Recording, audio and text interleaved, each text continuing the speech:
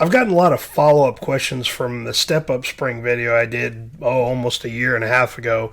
So I want to talk about all those little extra things that people keep asking about, see if we can clear up some confusion about step-up springs and how to tune for it. Let's go. So we might as well start right back from the beginning and talk about what a step-up spring is. So what is it? Well, they are part of the power enrichment system that operates on engine vacuum and gives the engine the fuel it needs at the time that it needs it based on the load that the engine is trying to create. So they're very, very simple what they are and how they operate, but they are a little confusing as far as sizing and when to tune them and what size to use and how to adjust from there, because we'll talk about all those details in just a quick minute. But one thing that things keeps getting confusing is once you set the step-up spring size based on the engine vacuum, you don't ever look at it again. And that's not the case. You can look at these multiple times. Now, do you make a ton of these changes? Not really, but there is a possibility at times where this will help you correct for a fueling situation that you get into, and can't really tune out with a rod or a jet size. Sometimes bringing in that fuel at the right time with the load demand is the right way to do it. Easier just to kind of draw this out, but if you remember from the first video we talked about on step-up springs, it's pretty easy how the concept works. So within the carburetor, you have the piston and you have the metering rod, and down inside the carburetor you have the jet. Okay, now the jet is there to add fuel as it's needed, and the metering rod, because it's got multiple different steps on it here, or sizes, as it goes through the orifice, is if it's lifted or lowered into it, it will restrict the amount of fuel that the jet will flow. So if you got a 97 jet in there, that jet is not going to flow that rating the entire time. It's based on the size of the metering rod and where it's at within the system.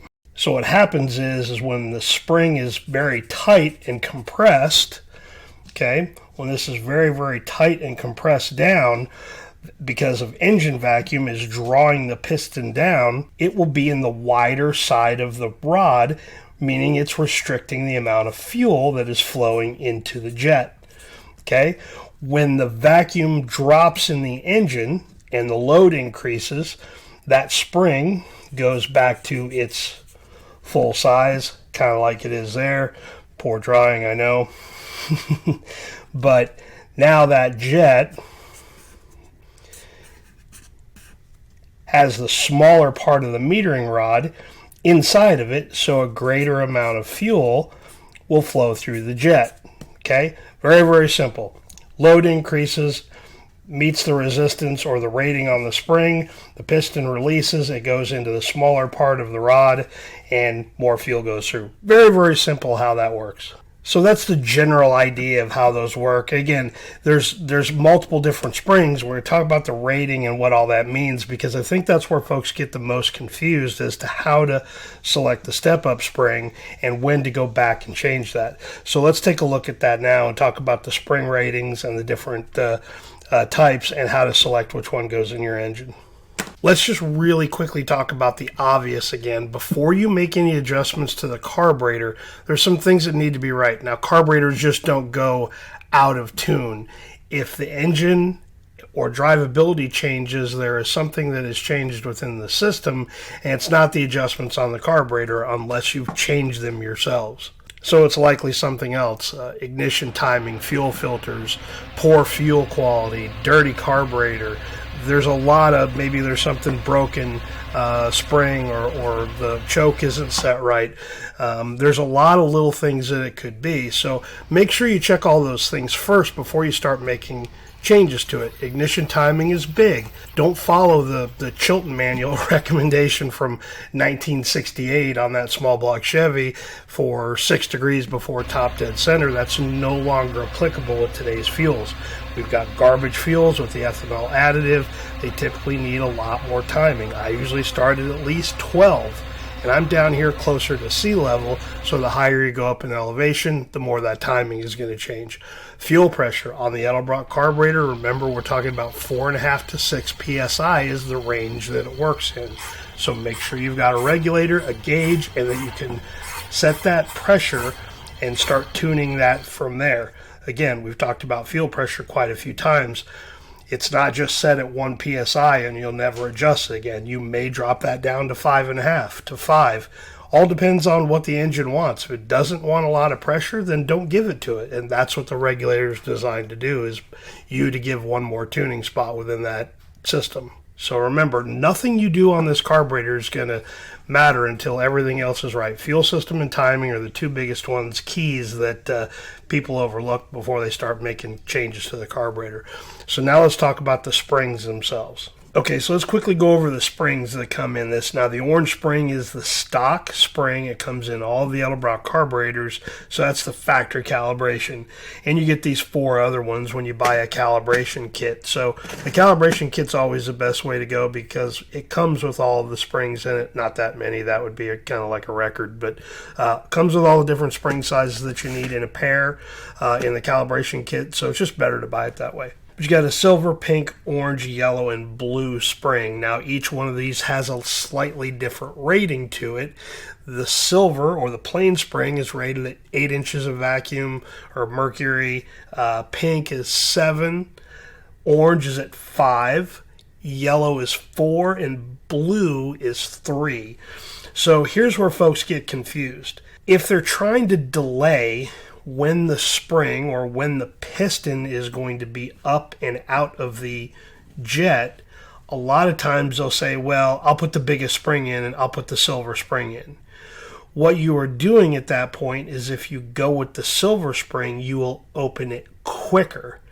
You will open it sooner. Reason being is that spring's rated around, when you get below around 16 inches of vacuum on your vacuum gauge or in the engine, that spring is going to release, the piston and the rod go up, it's going to add more fuel.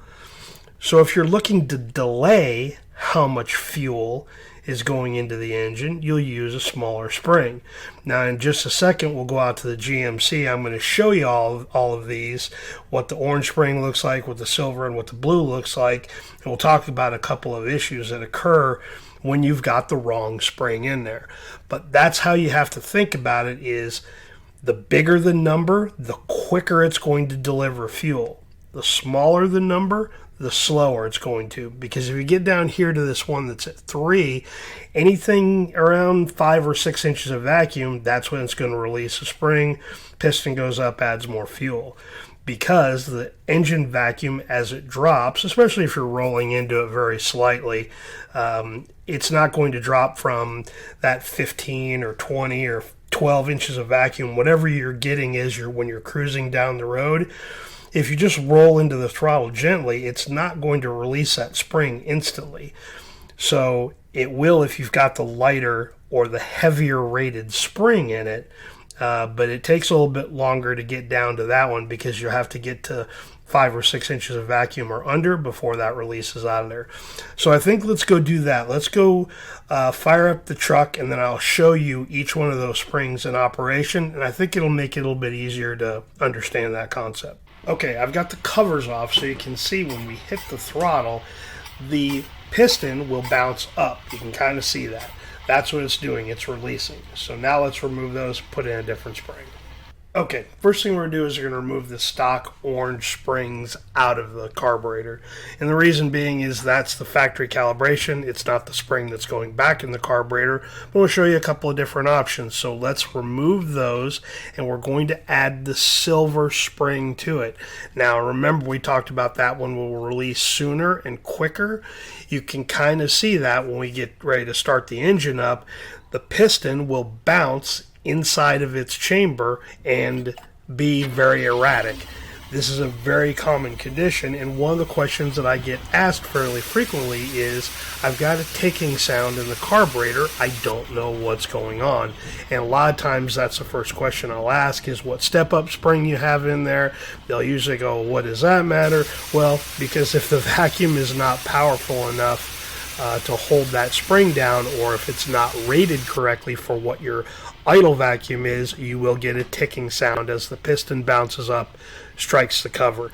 So you can see that with the silver spring in here. These are very loose because it's releasing very quickly. Now this engine right now is idling at around 12 to 14 inches of vacuum, so it's going to release that spring fairly easily and fairly quickly. So this is the reason why it's very, very critical to match the spring up with your engine vacuum to get the correct one. Now let's go ahead and get the silver springs out of there, and let's go ahead and switch to the smaller spring, or the one that requires the most drop in vacuum for it to release, and that's the 3-inch or the blue spring. Now the blue spring is going to be heavy down into there. It's going to be very difficult to drag out of there when we try to change those back out again here in just a quick minute.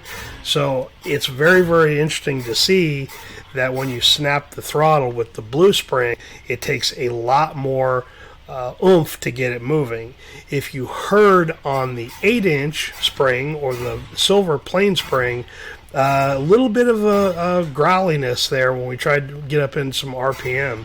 It could be from too much fuel too quickly. Very, very interesting how that operates. Same with the blue spring as well too. You're going to get a little hesitation on it because it's not providing enough fuel based on the vacuum drop for this engine. So it's kind of an interesting deal. It'll usually tell you and give you some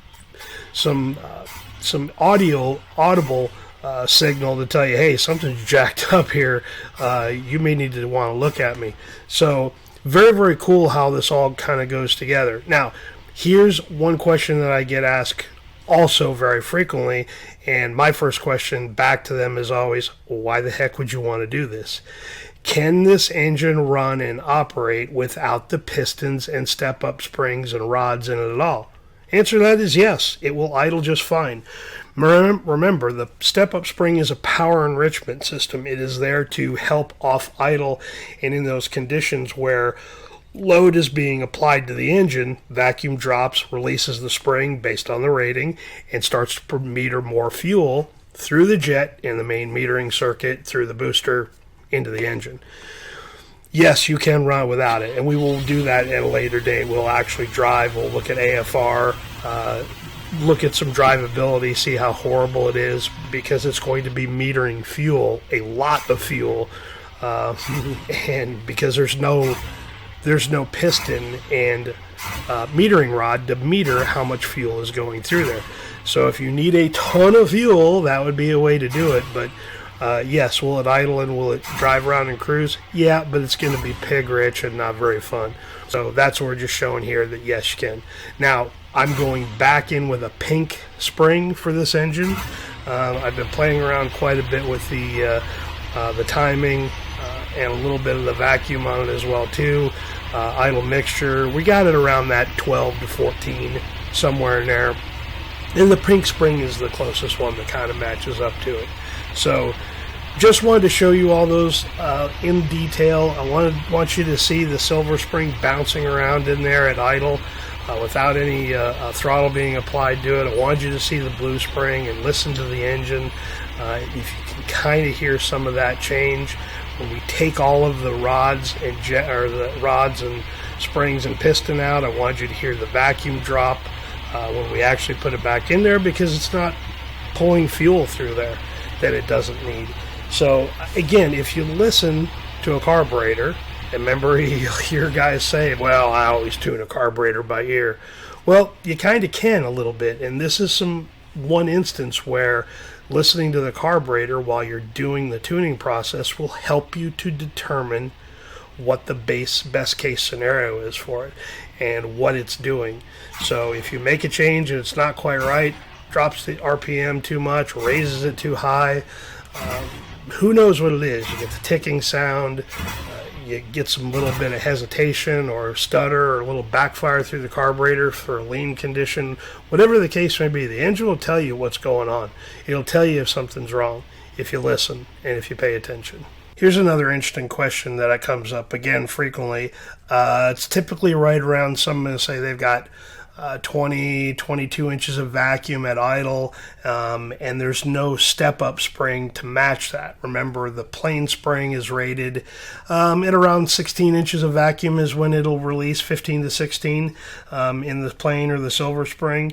And the question is, well, can I stack these two on top of each other? Can I intertwine them together like this and create a different step or stage spring? The answer to that is no, absolutely not. Don't stick a spring out of a clickable ballpoint pen in there. You can't stack the springs. It's a good question. I like the way people think sometimes, and things that are kind of outside the norm or outside the box is kind of cool, but no, you can't stack springs. In that case, if you got that much, then sure, you could start at the plain spring and tune from there. Now, also, too, if you run an engine without the pistons and metering rods and springs, you're going to lose a lot of things. You're going to lose some throttle response for this because you're not going to get that shot of fuel that you need.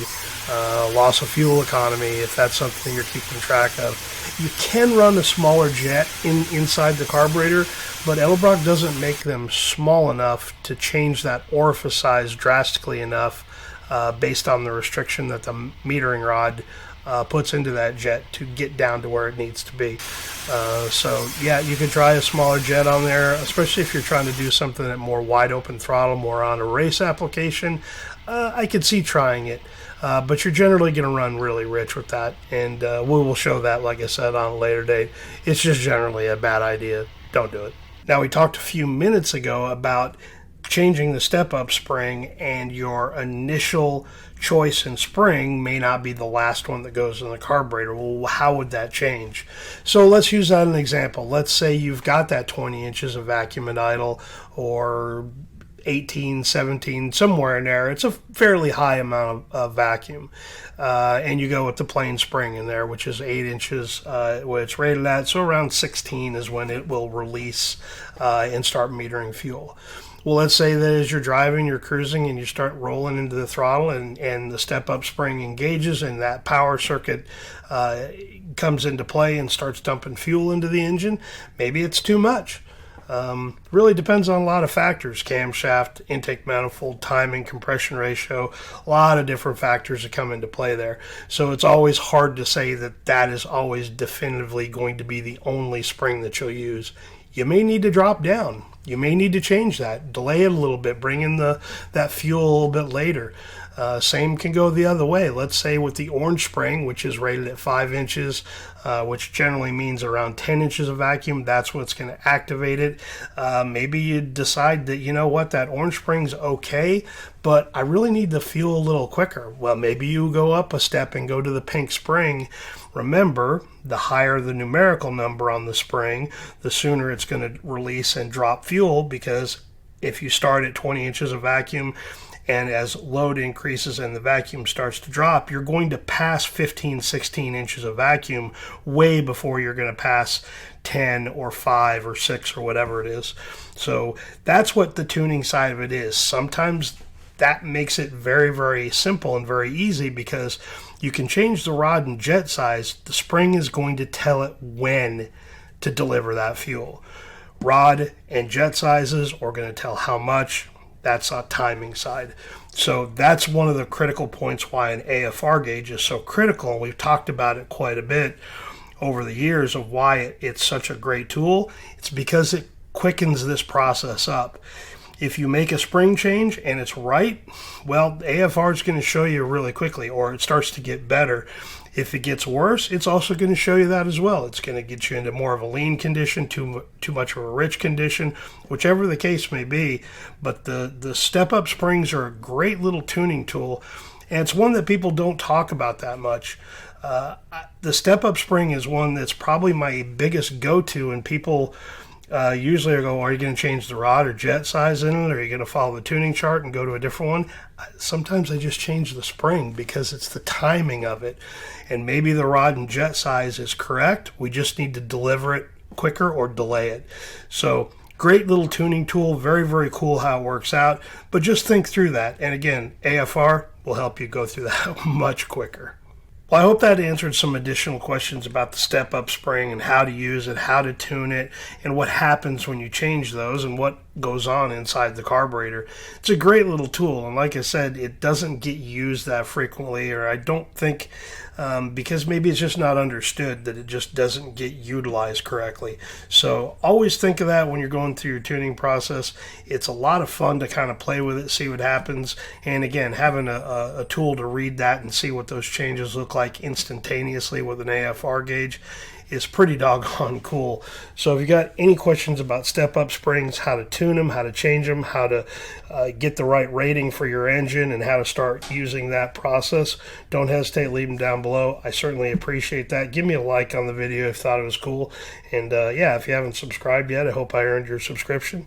And we'll catch you guys on the next one. We'll see you.